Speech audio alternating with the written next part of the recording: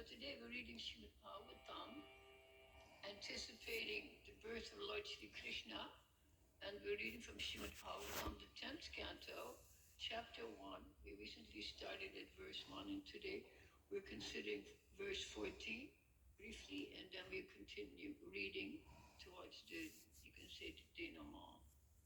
So 14. Situvacha evam nisham yabrigundandina sadhuvadam vayasiki sitsa bhagavanat vishnuratam prachajya krishna charitam kali kalmashagninam vyahartum arabhata bhagavata pradhanaha situvacham evam nisham yabrigundandina sadhuvadam Vayasakisha Bhagavanata Vishnuratam Prayacha Krishna Charitam Kalikalmashagninam Vyahartum Arabhata Bhagavata Pradhana Sutuvacha Evam Nisham Yabre Gunandana Sadhuvadam Vayasakisha Bhagavanata Vishnuratam Pracharya Krishna Charitam Kali Kalmasagninam Vyahartum Arabhata Bhagavata Pradhana. Someone else, please. If there's no one on the Monday, please online. Manu, feel free if you're there. Lead me, Mataji. Go ahead, page 14. Sutta Uvacha Evam Rigunandana Sadhuvadam Vaishakhihi Sa Bhagavan Ata Vishnuratam Pratyarcha Krishna Charitam Kalikal Masagnam Vyahatum Arabhata Bhagavata Pradhanaha. Thank you.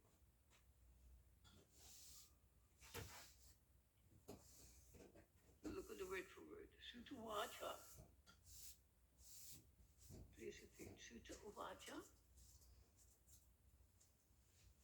Sutta Goswami said, Evam, thus, Nishamya, hearing, Bhrigunandana, son of Bhrigu dynasty, Shaunaka, Sadhuvadam, pious questions, Vayasaki, Shukadev Goswami, descent of Vyasadev, Saha, he, Bhagavan, the most powerful of the top, thus, Vishnuratam, unto Parikshit Maharaj, who was always protected by Vishnu, Pracharya, offering respectful obeisances, Krishna Charitam, topics of Lord Krishna, Kali Kalmasa Kinanam, which diminish the troubles of this age of Kali. Vyartum, to describe, Arabhatam, again, Bhagavat Pradhanaha, Shukadev Goswami, the chief amongst the pure devotees. Translation.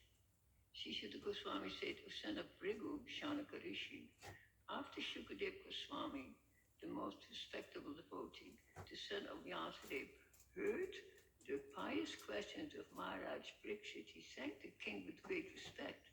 Then he began to discourse on topics concerning Krishna, which are the remedy for all sufferings from this age. So please repeat. Srila Goswami said,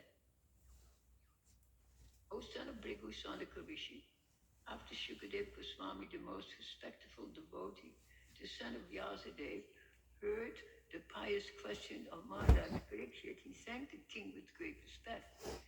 Then he began to discourse on topics concerning Krishna, which are the remedy for all sufferings in this age of Kali.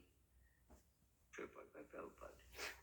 In this verse, the words Krishna Charitam Kali Kalmasha Gnanam indicate that the activities of Lord Sri Krishna are certainly the greatest panacea for all miseries, especially in this age of Kali. It is said that in the Kali Yuga, people have only short lives and they have no culture of spiritual consciousness. If anyone is at all interested in spiritual culture, he is misled by many bogus swamis and yogis who do not refer to Krishna Katha.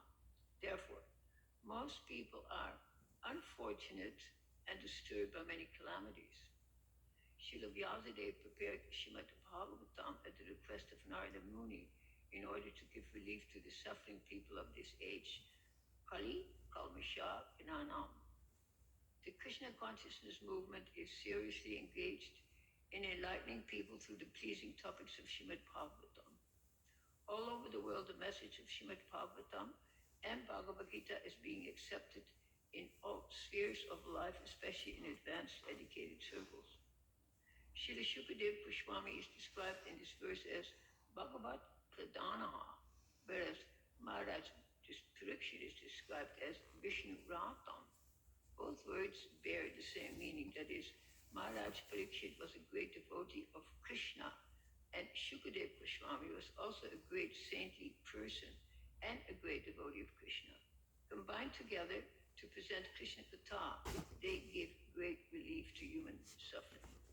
Anartha, Vipassana, Sakshat, Bhakti Yoga Madokshade, Lokasha, Janato, Vidvam, Chakre, Sattva, Samitam. The material miseries of the living entity, which are superfluous to him, can be directly mitigated by the linking process of devotional service. But the masses of people do not know this, and therefore the learned Vyasadeva compiled the Vedic literature Srimad Bhagavatam, which is in relation to the supreme truth, Bhagavatam 176. People in general are unaware that the message of Srimad Bhagavatam can give all of human society relief from the pangs of Kali Yuga. Kali, Kalmasha, Gnanam. Om Jnana Timirandasya, Gnanandina, Salakaya Chakshiram Vilitam Dinam, Tasmai Sri Guru Namaha. So this verse is the 14th verse of the beginning of the 10th canto of Srimad Bhagavatam. And as you all know, the 10th canto, of course, is the longest canto in the Srimad Bhagavatam, and it deals with Krishna's appearance. And we also have to say, unfortunately, with Krishna's disappearance. So it's the appearance and disappearance of Krishna. We don't speak much about his disappearance because it's not a acceptable, very much acceptable topic, but we speak endlessly about Krishna's appearance, because how he appears is rather, it's astonishing in a way. We cannot say that he appears like God, believe me. He's born in a prison. Doesn't seem like God. He's born under very, very, you can say, negative circumstances, and the persons in charge, Kamsa, is ready to kill any one of the sons of Devaki. So it's a very, it's a pathetic story, but it's very dramatic. And I think because it's so dramatic, it attracts us in a certain way, because you can say, how can all these miseries that appear from the very birth of Krishna, how can they develop into a beautiful narrative? How can they develop in a beautiful narrative? It's quite unusual. But it does. The story develops beautifully, and it ends up, of course, you can say, in a sense, in the Ras Lila, before Krishna leaves for the south of India. It develops into Ras Lila. He has the loving relationship with millions of beautiful women, and it's beautiful dancing, and it's very, you can say, cultured, gorgeous, you can say, event that's we have not seen in any literature of the world such an event.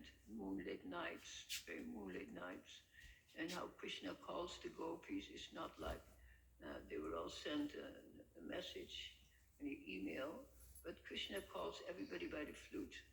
And we heard last week how Krishna's flute is so astonishing, because each note and the variations on each note and the register of each note tells you what is intended.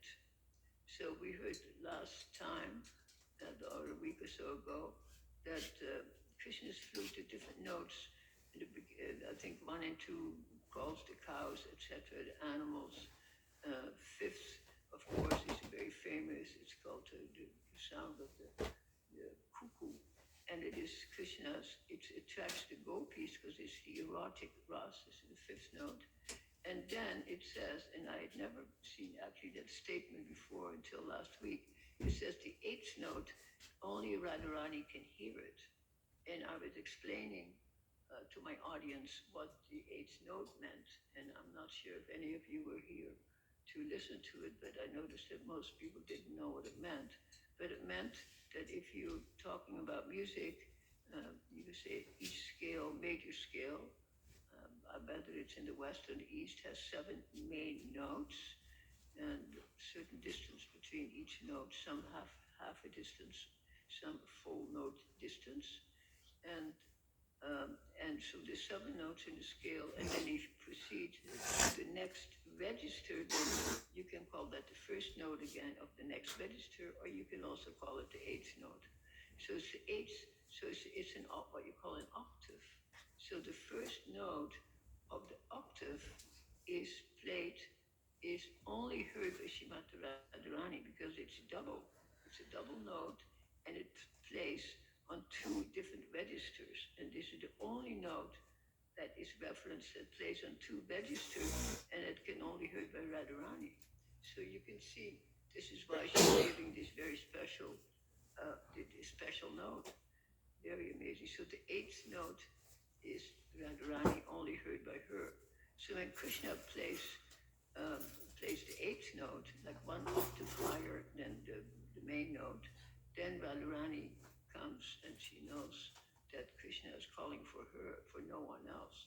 And as I said, the 5th note, like in the scale of C, that would be G. And when they hear the G note in the C scale, then the gopis are coming. Those who are in the mood of Madhurya Ras, the erotic mood. So they come running. Millions of gopis can come running. So very unique. And Krishna has a note for all the cows, different time, and different way how he speaks to them. Very, very beautiful kind of, he uses village language, like come here, go away, sit down, drink, rest, all little, tiny little words. Very beautiful that Krishna utters, and then they listen to him. So, go drink, then they go to the banks of the Jamuna, and then they drink water. And when in the afternoon, when everybody wants to rest, including Krishna, then he says, lie down, sit down, wait. And then later at night, 5 o'clock or so, he says, let's go home. Then everybody gets up and everybody goes and proceeds toward the village again, out of the woods. So it's very beautiful, just not out of the woods, but out of the woods and the meadows, because you can understand that country has to be mostly meadows, otherwise where is the grass? In the forest, some grass also grows, but the forest is generally overrun by bushes and brambles and so many things. So the meadows is where the cows are grazing. Very beautiful. We grew up with cows. We were the last house in a little village in Holland. And when you look out of our window, looking, I think it's north, yeah, then we would see just grassland and grazing cows, all milk cows, very beautiful. And that's what we grew up with, milk from the cows who were just right next to us. And, we smelled the fragrance of, what do you say, when you smell a cow, there's a certain fragrance when you come near. Very beautiful, very fragrant animals, and very happy animals. So that was very beautiful how we grew up with nothing but a darshan of the cows. So very nice. So we are going to look at some further verses so we can advance to, the birth of Lord Sri Krishna. The advent of Lord Sri Krishna is a huge chapter. Let me just see. The event of Lord Krishna has, believe it or not, my God, the last purport is so long, I can't even believe it.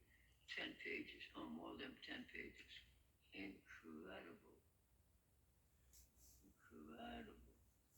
additional notes for this chapter. Oh my God, must be 10,000 words. So the verse has 69 verses.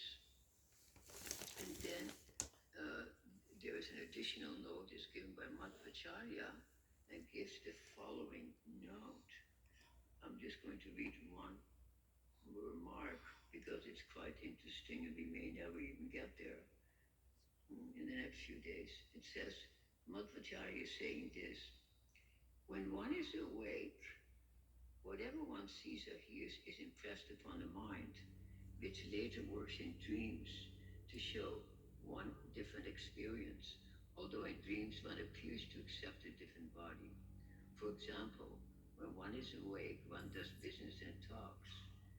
And similarly, in dreams, one meets various customers and talks about business and gives quotations. Madhvacharya says, therefore, that dreams take place according to what one sees, hears, and remembers. So this is the point. If in the daytime we are hearing Krishna Katha, then in our dream we can also hear Krishna Katha. But if in our daytime we don't hear anything, then certainly Krishna Katha will not come in our dreams. So, because this is an interesting note by Madhvacharya, and we've also heard, of course, that when you're most asleep, when you're most ignorant, is when you're so-called awake, when you're awake, because the mind goes everywhere. The mind goes to a million topics. And then when you're sleeping, because actually you're not working with your body's lying on the bed, and so it's your mind that is roaming. There's a possibility that your mind can go to a higher place. And then it says, then of course in deep sleep, there's a possibility that the mind can actually retreat to a very high level. But that is still under the three modes of material nature. One has to go beyond that into the Tuya, the fourth state of consciousness, where consciousness is not contaminated by thinking about the body or thinking about the mind. And that is the whole point. In ordinary consciousness, we simply identify with the body and mind. When you're experiencing pleasure, you identify with that. When you experience pain, you identify with that. When you have a toothache, you can only focus on that. When you're enjoying, like anything, you can only focus on that. So the Gita, of course, teaches us that that is not the way, because if you make that the way, you'll take birth again a million times and you never wake up. The point of life is to wake up to who you really are. So we have to not only go beyond the body, we also have to go beyond the mind, because the mind is informed by the body, although the mind, of course, is informed also by consciousness. It has the feeling of aliveness. Unless consciousness is the major teacher, you have no idea who you are. So the point is then to wake up in the daytime and to hear beautiful Krishna Katha. This is why also in ISKCON we started a morning by hearing Srimad Bhagavatam. And now, of course, there's not much interest in it. But once upon a time, we would be sitting in this temple, there would be 70 or 100 people sitting here. Now it's, we're lucky if one or two sit here. So it's very astounding what happened. So Prabhupada has said this beautiful knowledge has come to the West. And he says, especially the intellectuals are interested in it. But we can also see that in the beginning, the intellectuals were quite interested because they all of a sudden got an entire Srimad Bhagavatam in Sanskrit, all the verses, and in English, and word for word, and purports, and a person who was teaching it. And that was Srila Prabhupada. So scholars were very interested. They came to interview Srila Prabhupada. But after Srila Prabhupada left the planet, the interest was somewhat there, but it actually waned. And right now, it's not of the greatest interest to scholars. It's the Srimad Bhagavatam. It's just almost the opposite. So we feel we're quite astonished. We've been almost 50 years in ISKCON, and we can see that certain things are advancing, but many things are retiring. I'm virtually speaking to to an empty audience. If only one friend of mine who I brought to the movement 35 years ago was not sitting here, I would talk to an empty temple. What do you think of it, Lucia? Huh? Quite amazing. So it's quite astonishing. Of course, we have Zoom. There might be a few people on Zoom. How many people are on Zoom, Manu? Can you tell me what is our presence at Zoom? 6 people. 6. 6. Okay, see, there you go. So, but numbers is not the point. It is not how many are there. It's like we always report. Where 2 or 3 are gathered in my name, that is where I am. That's what Lord Jesus says. Just gather in my name, because name is everything. And I was just thinking, I saw this beautiful gentleman walk in who comes almost every Saturday morning. And I was thinking about, I was just looking this morning when you say, what do Sikhs call God? Huh? So they have a very simple, I think it's called Wahi Guru. Wahi Guru is God.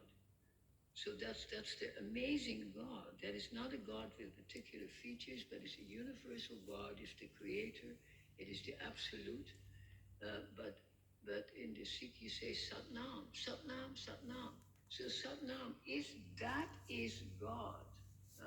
And the Bible also said in the beginning was the Word was with God, and the Word is God. So God is His name. And this is why it's so beautiful. We do Harinam Bhajan, we sing all this beautiful bhajan, but that is God. Every syllable, that is Krishna. And every reference, that is Krishna. Because as we know, Krishna is in everything. So Krishna is not absent in any way. So we can see, even when a temple is a little empty, it's never empty. It's not Kali. It's always Purnam. Everything is full. That beautiful statement, everything is full. Everything is full. Purnamada, Purnamidam. Even, then you say even, you're making an exception. Even when something is taken away from the full, that which remains is full, and that which is taken away is always full. And that is the incredible miracle of, you could say, of actually transcendental consciousness. It's not 100%. There's no limit to the presence of the Godhead. There's no limit to Satnam. There's no limit. We cannot even speak about it. It's in every atom. It's between every atom. It's in every living entity. It's also in dead matter. And atoms are made up, can be made out of dead matter, of iron. There's God. So our purpose then is to recognize where is the Godhead, and of course the closest place to recognize the Godhead is in your own heart. Your own heart. This is Paramatma sitting there. This is so beautiful. You don't have to even race to a temple and go do this and do that. Paramatma is sitting right there and informing you. And when we let the mind retire, then Paramatma will speak. But when the mind is so agitated, then Paramatma cannot be heard.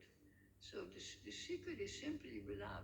This is why also when we say meditation, when they say control your mind, it's not controlling your mind, letting your mind rest.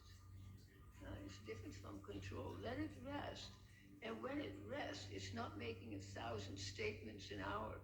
It's making no statements. The statement it makes is actually, you can say, is. Like I've mentioned, I don't know how many times, Jiva Goswami said the best name for God or Krishna is. And in Sanskrit, is Asti. So Asti, and Asti means also the truth. What is? So what is, and this is true for every religion, and that is the point. So Prabhupada, of course, says that people in Kali Yuga, when they have not heard of Krishna, there's no realization.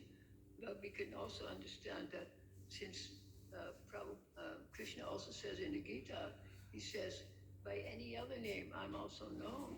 He says, by whatever name. And Krishna also says that if you worship a God different from me, a different name, he says, I inform you through the heart that that deity is also me. You see, because in English we say demigod, it's not the best word. We say deva. Deva is far superior, you know. Many English words, they take away from the truth. They give it, what do you mean half God? What is a half God? No, full God, deva. Huh? They're full gods. Krishna is Deva Deva. He's the God of gods.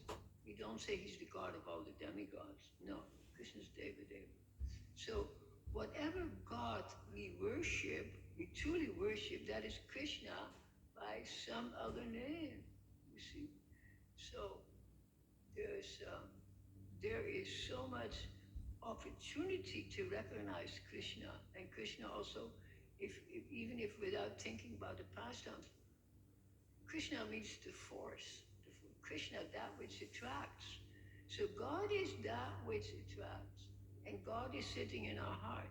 So He's very attractive, and He's sitting in the heart of every living entity. Huh?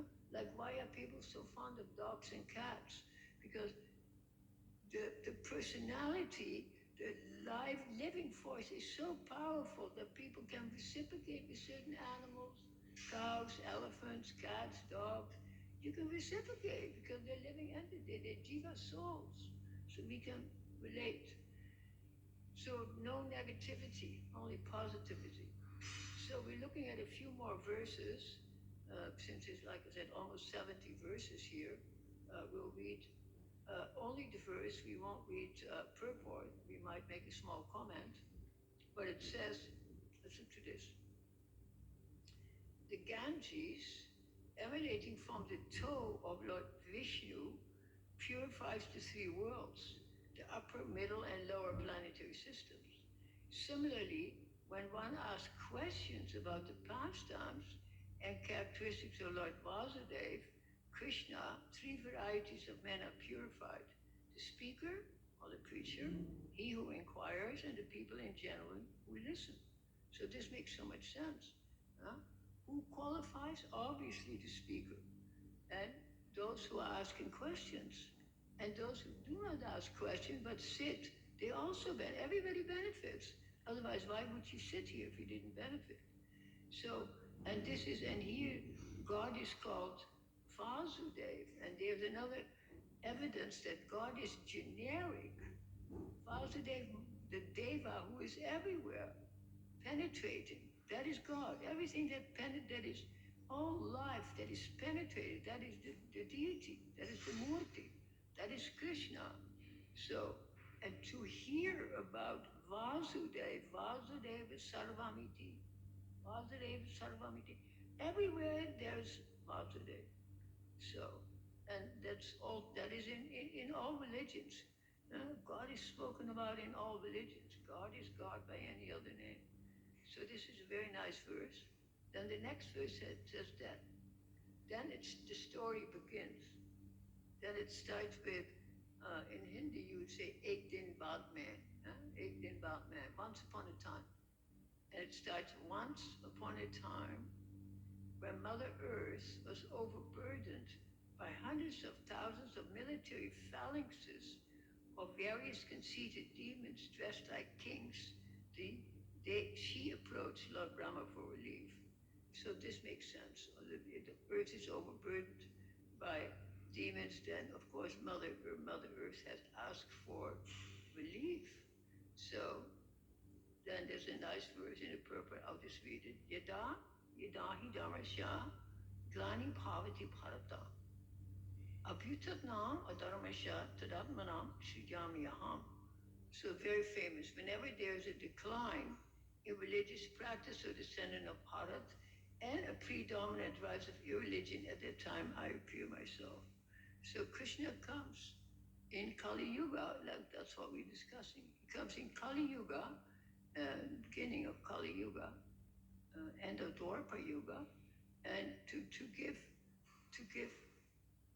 information about himself as the Godhead, and also information of what is the divinity, how can it be approached from whatever level. Very beautiful. Then, when Mother Earth was praying, or when the goddess was praying, Mother Earth assumed the form of a cow. Very much distressed, with tears in her eyes, she appeared before Lord Brahma and told him about her misfortune. Thereafter, having heard of the distress of Mother Earth, Lord Brahma with Mother Earth, Lord Shiva, and all the other demigods approached the shore of the ocean of milk. After reaching the shore of the ocean of milk, the demigods worshipped the Supreme Personality of Godhead Lord Vishnu, the Master of the whole universe, the Supreme God of all gods, who provides for everyone and diminishes everyone's suffering. With great attention, they worship Lord Vishnu, who lies on the ocean of milk, by reciting the Vedic mantras known as the Purusha Shukta. So this, of course, very interesting story about Brahma coming together with all the demigods, going to the shore of the great ocean to appease Mother Bhumi in the form of a cow. And here we are, and they are approaching Lord Vishnu by the very famous Purusha Shukta. So there's a very nice verse in the Gita that we can invoke in this purport. Param Brahmam, Param Dhamma, Pavitram, Paramam Bhavan, Purusham Shashvatam Divyam, Adi Devam Ajam Vibhum. It says, you are the Supreme Brahman, the ultimate, the supreme abode and purifier, the absolute truth and the eternal divine person. You are the primeval God, transcendental and original, and you are the unborn and all-pervading beauty. Krishna is Adi Purush, the original personality of Godhead, Govindam Adi Purusham Tamaham Bhajami. Vishnu is a plenary portion of Lord Krishna, and all the Vishnu tattvas are Param Ishwar, Devadeva. So it gives us, from the beginning of the Bhagavatam, of course, it gives you all the details so you can get to understand who is Krishna by understanding different details.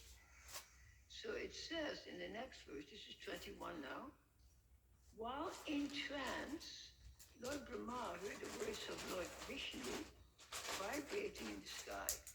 Thus he told the demigods, O demigods, hear from me the order of Kshirodaksha Vishnu, the Supreme Person, and execute it attentively without delay. Lord Brahma informed the demigods, before we submitted our petition to the Lord, he was already aware of the distress of the earth. Consequently, for as long as the Lord moves on earth to diminish its burden by his own potency in the form of time, all of you demigods should appear through plenary portions as sons and grandsons in the family of the Yadus. So here, Krishna's family is being anticipated. It's coming in the family of the Yadus. So it's very, very interesting. Then it says, and Prabhupada said at the end of this particular purport, Nama Chintamani Krishna, Chaitanya Ras, Vigraha, Purna Shuddho Nicho Mukto, Vinatvam Nama Naminoho, from the Padma Purana. There is no difference between the sound Hare Krishna and Krishna the person. See, that's another thing. Very prominent. Krishna be saved then. If you say that you say Satnam, Satnam is non-different from God. That is God. Krishna is non-different from his name. We have to accept that, and then that's also we can relate to all the different religions. Because so many beautiful names of God are there. So many, and they all indicate the Godhead. So then it says in the next verse, I'll read the Sanskrit too. Vasudeva grihe shakshat, Bhagavan Purushaha Paraha, Janishite tat priyartam, Sambhavantu Sura Striyaha. Translation. The Supreme Personality of Godhead, Sri Krishna, who is full of potency, will appear as the son of Vasudeva. Therefore, all the wives of the demigods should appear in order to satisfy him.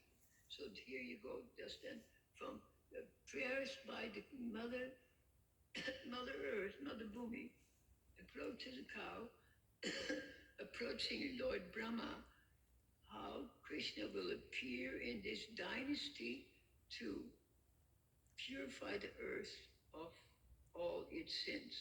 So Krishna will appear as the son of Vasudeva. Therefore, all the wives of the demigods should appear in order to satisfy him. So it's very interesting. Let me take a sip. Listen, can you reach me that water? Thank you. So far, it not do it. Thank you.